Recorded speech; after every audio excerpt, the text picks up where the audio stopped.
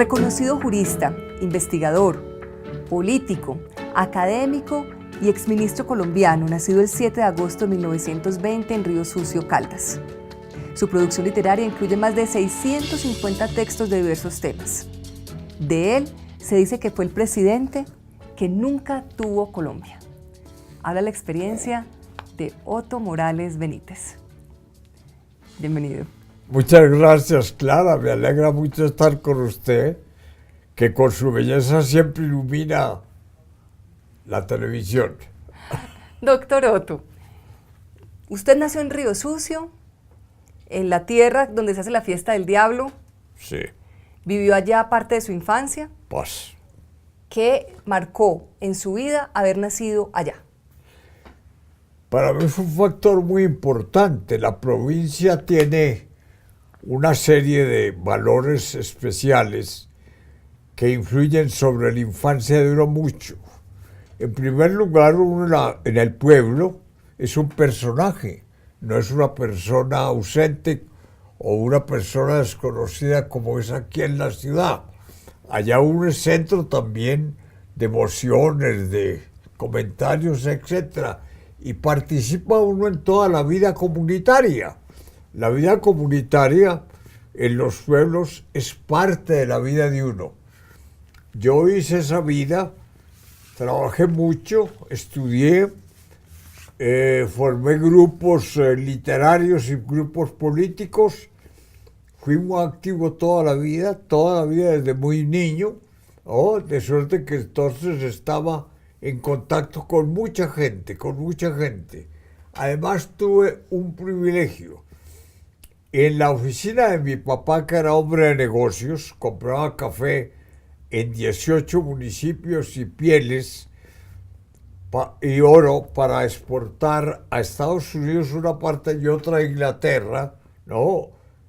Y los cueros se mandaban a Hamburgo, Alemania, para ser curtidos allá, etc. Todo eso me mantenía en ebullición, viendo a la gente, etc.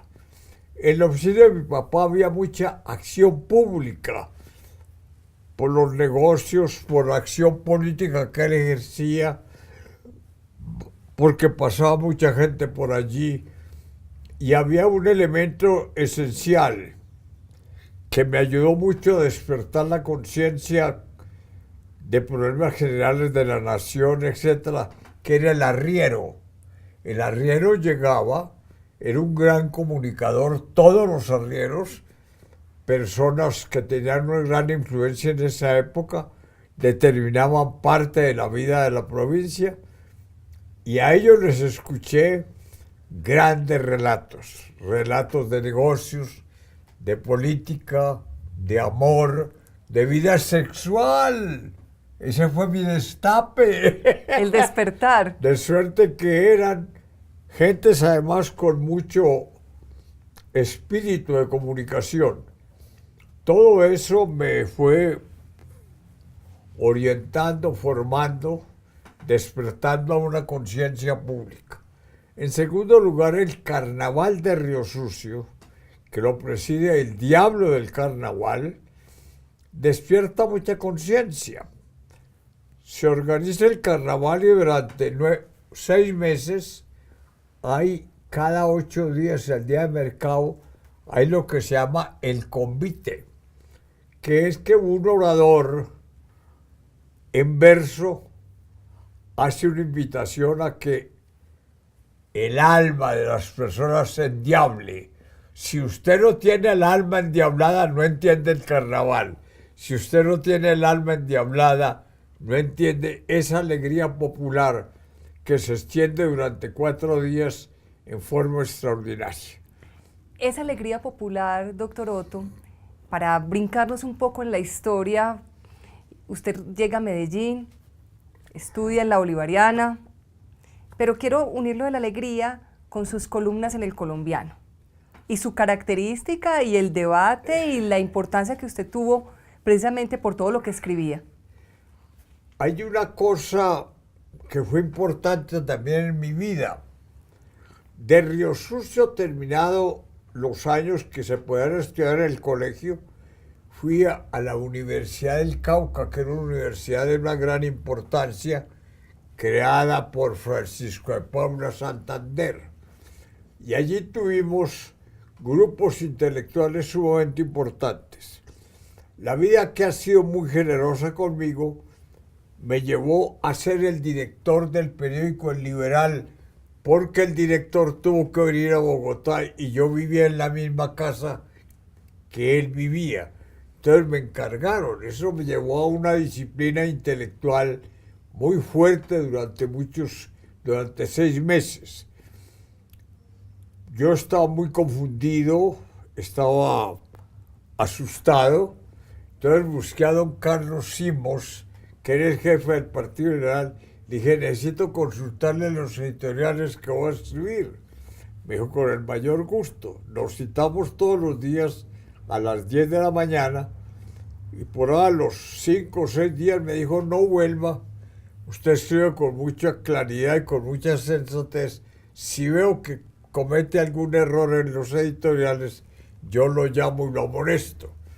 Tengo seguridad de que no va a pasar. Y en ese momento estaba pasando una cosa muy importante en las universidades.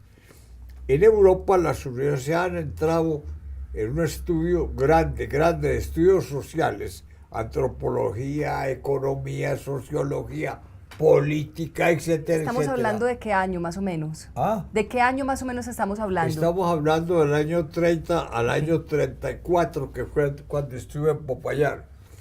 Entonces, entraron los estudios sociales a Popayán, y entonces fue un momento sumamente importante de formación general.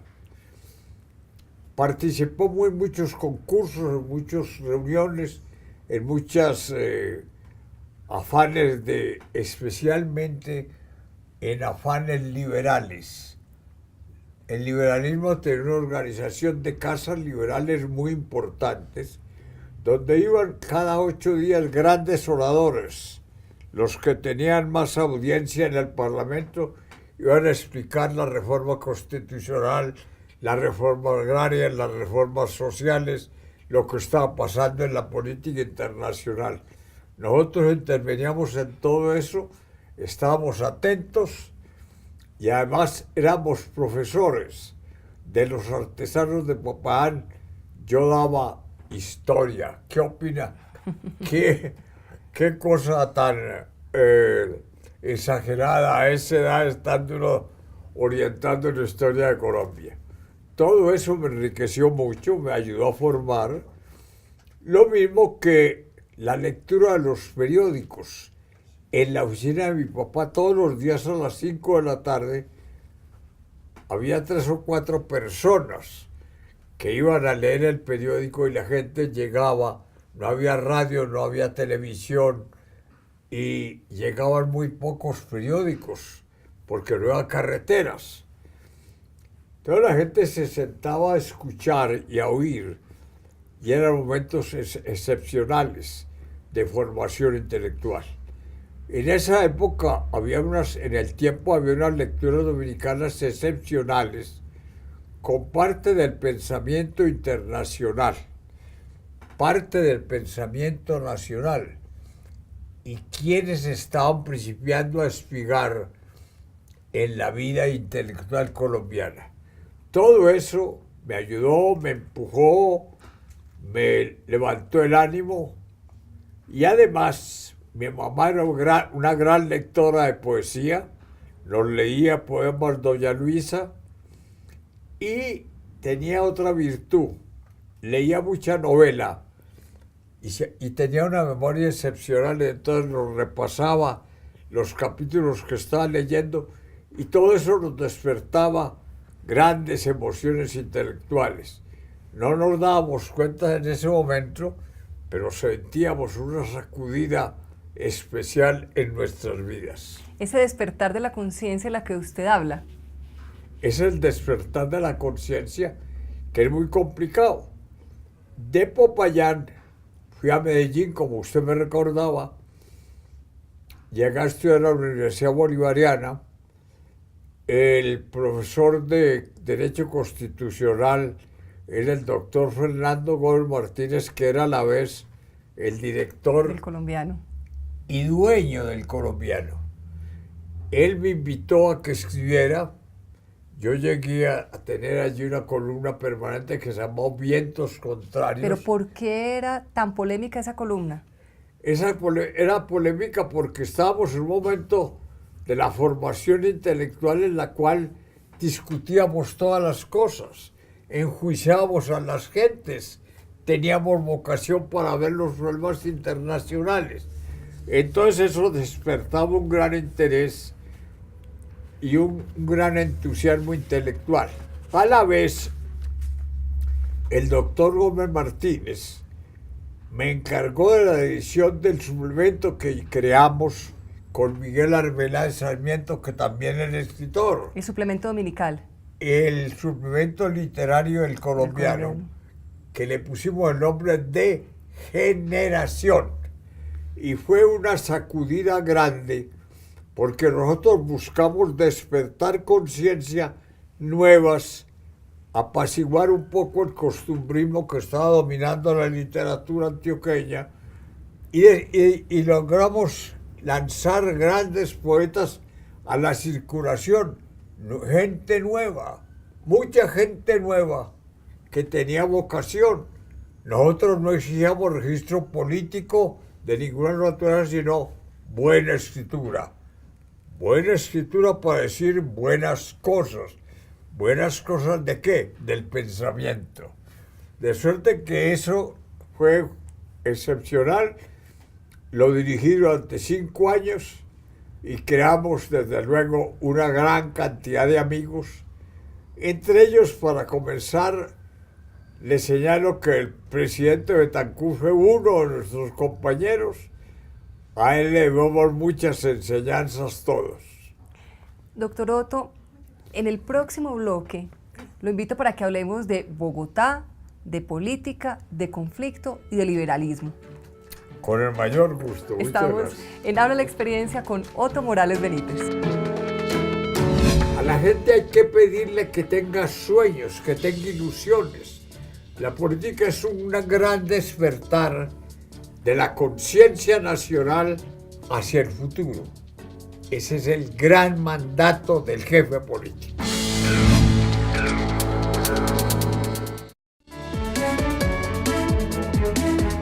Yo llegué a tener allí una columna permanente que se llamó Vientos Contrarios. ¿Pero por qué era tan polémica esa columna? Era polémica porque estábamos en un momento de la formación intelectual en la cual discutíamos todas las cosas. El primer libro de Otto Morales Benítez se llamó Estudios Críticos. Estudios Críticos, sí. ¿Qué contenido tenía esta publicación? Esa publicación acentuaba lo que ha sido ya mi vocación desde muy muchacho, la crítica literaria. Allí hay una gran cantidad de exámenes de poesía de Guillermo Valencia, de Germán Pardo García, de Jorge Artel, de Walt Whitman, ¿no? Etcétera, etcétera. Autores de aquí, autores extranjeros. Y entré también en una segunda parte de estudios sociales políticos, como referirme a José Carlos Mariátegui, que el jefe marxista del Perú, y hacer exaltaciones de grandes rumbos de lo que era la nacionalidad. Eso me preocupaba y entonces hice exámenes solo diciendo, de aquí tiene que desprenderse el valor de lo que es Colombia, qué valores tiene, qué lo impulsa, qué es lo que nos da carácter a cada uno de los colombianos. Ese fue mi primer libro. Debo declararle que ese libro me ayudó mucho en ello la que fue mi señora Livia Benítez Jiménez, una prima hermana mía, con la cual me encontré en Medellín y nos enamoramos. Muy elegante, muy bonita. ¿Y cómo hizo para superar el escándalo en Medellín de enamorarse de una prima hermana? Fue escándalo, me imagino. Fue escándalo, me imagino. No, fue aceptado y fue aceptado bien. Hicimos una vida muy amable y ella me colaboró mucho intelectualmente. Tengo mucho que agradecerle. De suerte que fui avanzando, etcétera, ¿no? Y ese fue el primer libro que publiqué. Doctor Otto, usted se fue para Bogotá. ¿Cuál es la historia en que usted llegó a la Cámara y cerraron la Cámara? Yo me gradué en la Bolivariana el 2 de diciembre de 1944. Suerte que llegué a Manizales en el 45, donde ya vivía mi familia. Encontré un partido liberal dividido por dos disidencias sumamente fuertes de personas muy respetables dentro del partido. Y me buscó el directorio y me encargó de la jefatura liberal departamental, 42 municipios.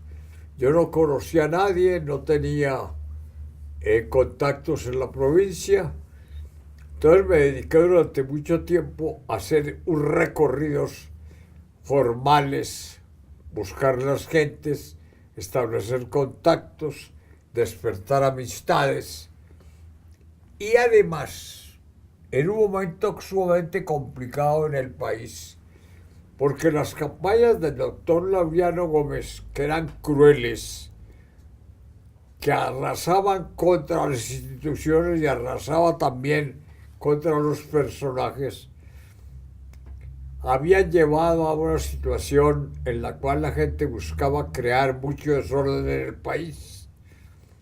La gente estaba muy asustada.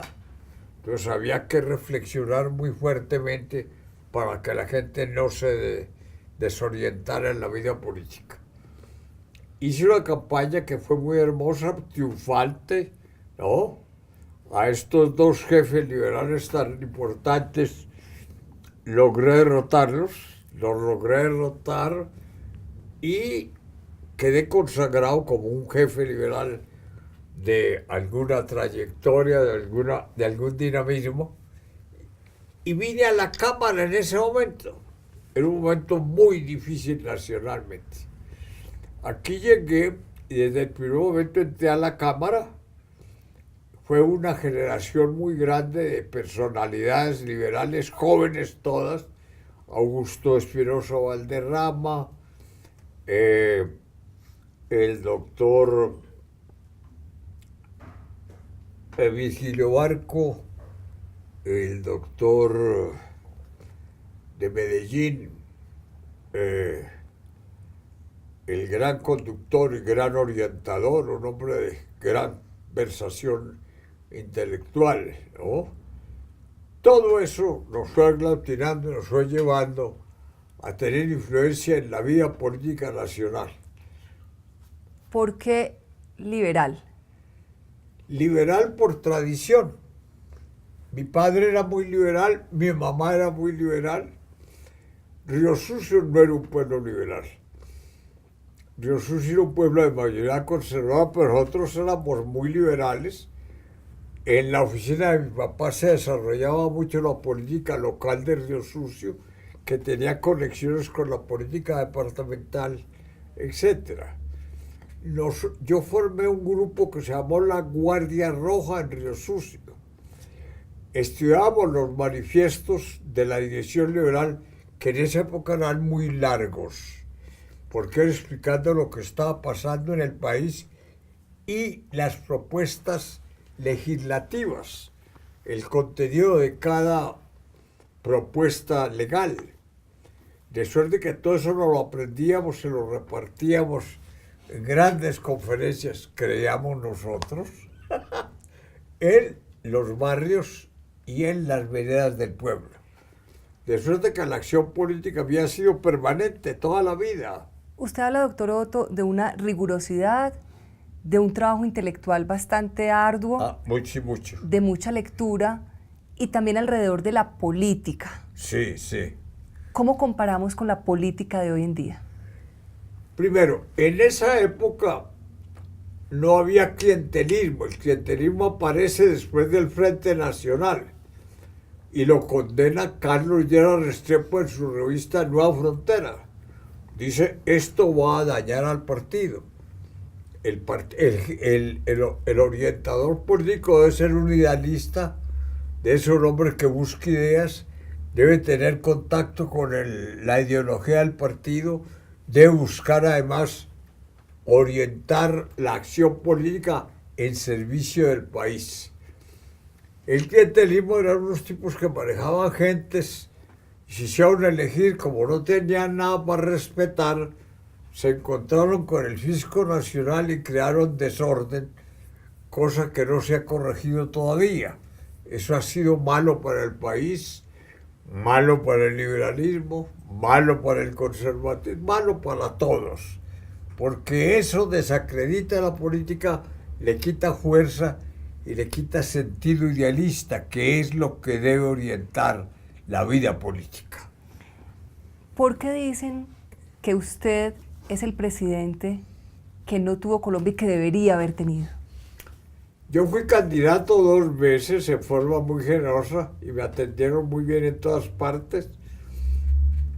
Tuve que hacer un gran esfuerzo para poder presentar todos los problemas del país, problemas agrarios, los problemas sociales, los problemas de desarrollo económico, etc. Le cuento que gocé esas épocas, las gocé porque además me trataron con mucha consideración. Lo demás son los comentarios de los colombianos que son muy generosos conmigo. ¿Qué es lo más duro de hacer campaña política, campaña electoral en Colombia? ¿Cómo? ¿Qué es lo más difícil de hacer campaña electoral en Colombia? Lo más difícil de hacer campaña es las distancias, y de un lado a otro, etcétera, para comprometer a la gente. A la gente hay que pedirle que tenga sueños, que tenga ilusiones. La política es un gran despertar de la conciencia nacional hacia el futuro. Ese es el gran mandato del jefe político. También dicen que usted es uno de los últimos verdaderos pensadores que tiene Colombia. Ese es otro gesto de generosidad. He trabajado mucho, realmente he trabajado mucho. He publicado hasta ahora 138 libros y tengo 45 inéditos y sigo trabajando. En este momento estoy escribiendo la biografía del doctor Eduardo Santos, que fue dueño del Tiempo y además presidente de la República del año 38 al año 42. Fue quien defendió los intereses de Colombia cuando la guerra con el Perú en la Sociedad de la Liga de las Naciones en Ginebra, donde la Liga de las Naciones dijo: lo que usted es poniendo, Santos, tiene toda la razón, la sentencia nos favoreció, no perdimos 1 milímetro de tierra, se nos reconoció todo. Y además, otra cosa, siempre ha habido conflictos entre el Ecuador, Perú, Colombia, el Brasil, por la región amazónica. Se creó en esa sentencia la conferencia de Río de Janeiro, que se cumplió y se serenaron los espíritus.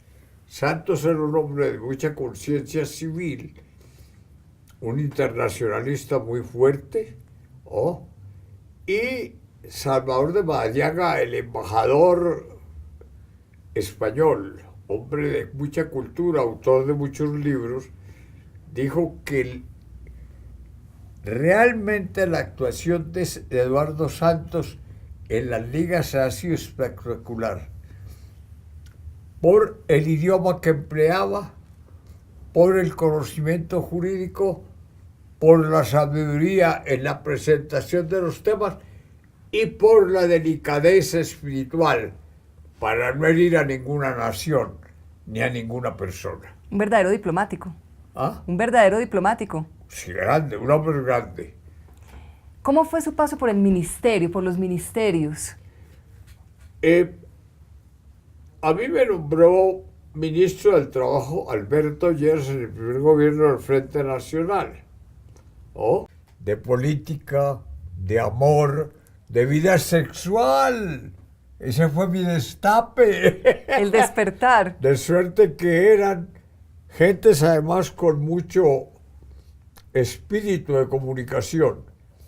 Todo eso me fue orientando, formando, despertando a una conciencia pública.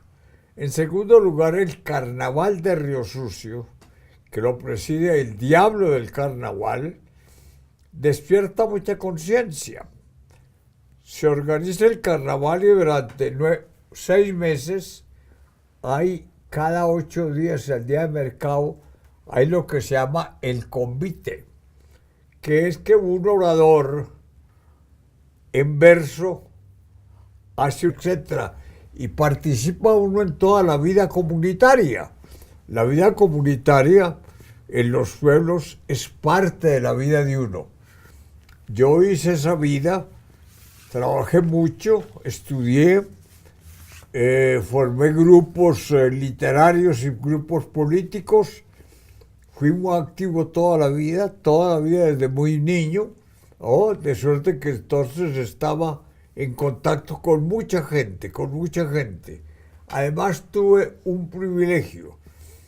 En la oficina de mi papá, que era hombre de negocios, compraba café en 18 municipios y pieles y oro para exportar a Estados Unidos una parte y otra a Inglaterra, ¿no? Y los cueros se mandaban a Hamburgo, Alemania.